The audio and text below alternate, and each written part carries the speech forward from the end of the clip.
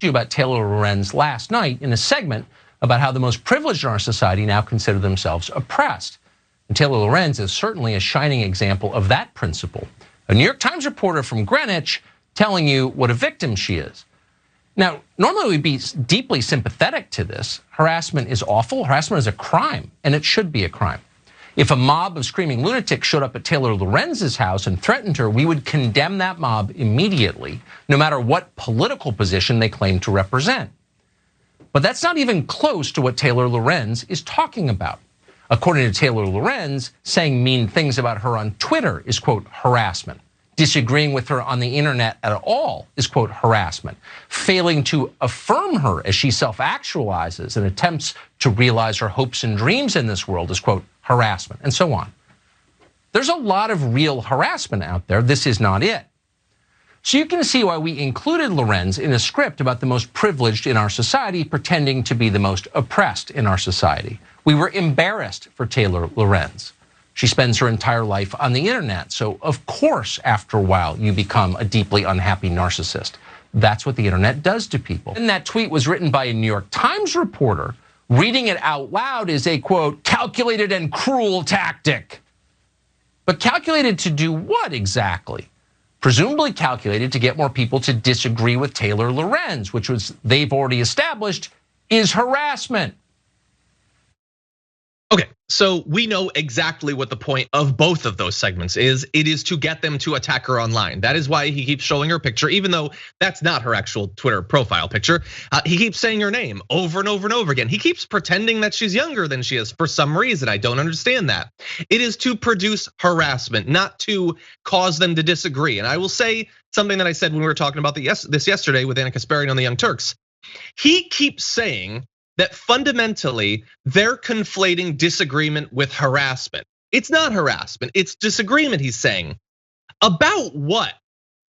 Because we've now had 2 nights of coverage and he will never define what they supposedly disagree about, except in theory, what counts as harassment. Now, I'm not interested in what he thinks counts as harassment, but that's what he would maybe say they disagree on. To which I would then say, so you disagree with a woman online about whether she's actually being harassed.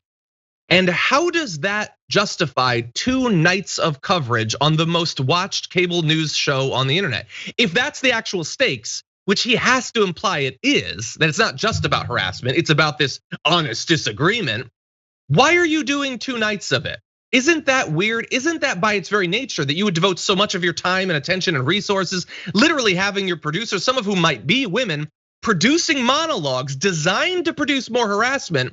Isn't that a bit out of scope with the stakes here?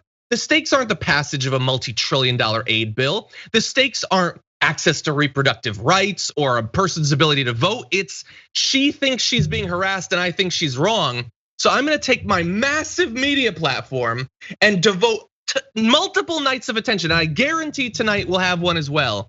Bridget, that seems on its face more ridiculous than anything he is falsely asserting that she said.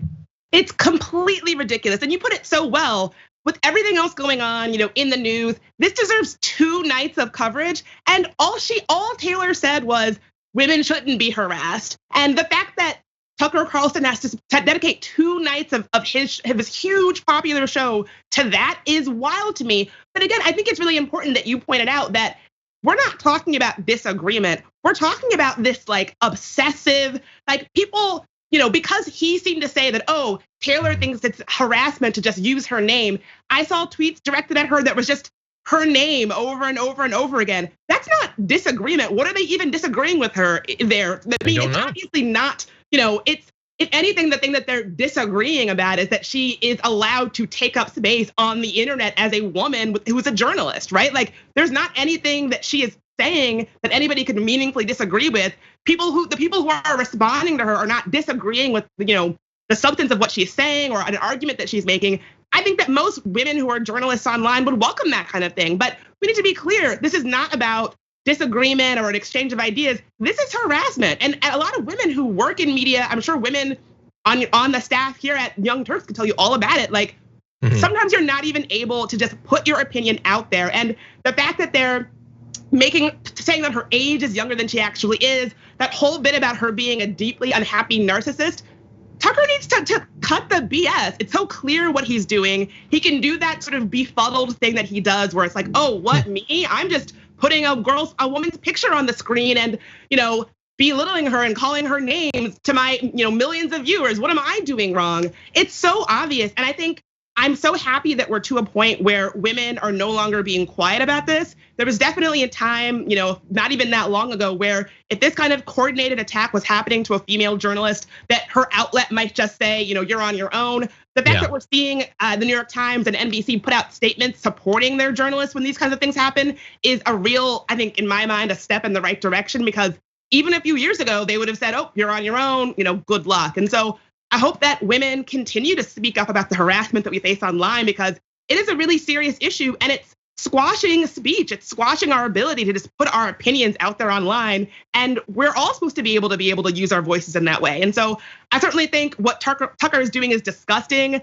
And Taylor doesn't deserve this. No woman deserves this for trying to do her job. For just existing. Yeah. Exactly. Yeah, facing all this targeted harassment from guys that they couldn't disagree with her because they don't know anything about her work. They certainly haven't learned anything about it from Tucker Carlson. They just know that she's a woman. Tucker hates her. I guess I hate her too. And yeah, you're totally right. It's great that New York Times is sticking up for her. But I wonder, are there women waiting in the wings seeing this continued like they spin a wheel, they land on a woman, they demonize her? Are some women potentially looking at that and saying, yeah, I'm not interested in that happening to me someday. Maybe media is not for me.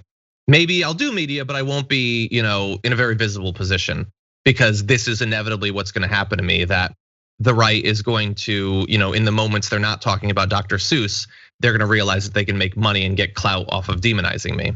I wonder.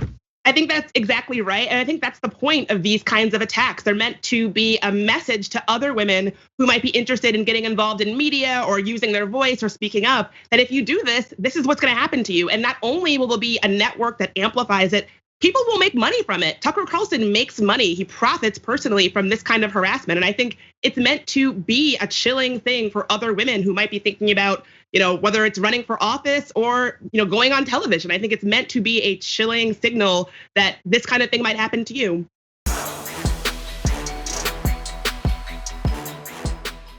For more political news breakdowns, interviews, stories of activism, and me trying my hardest to care about the occasional big celebrity news story, subscribe to our YouTube channel at youtube.com/The Damage Report. And you can ring the bell wherever it is so you don't miss anything.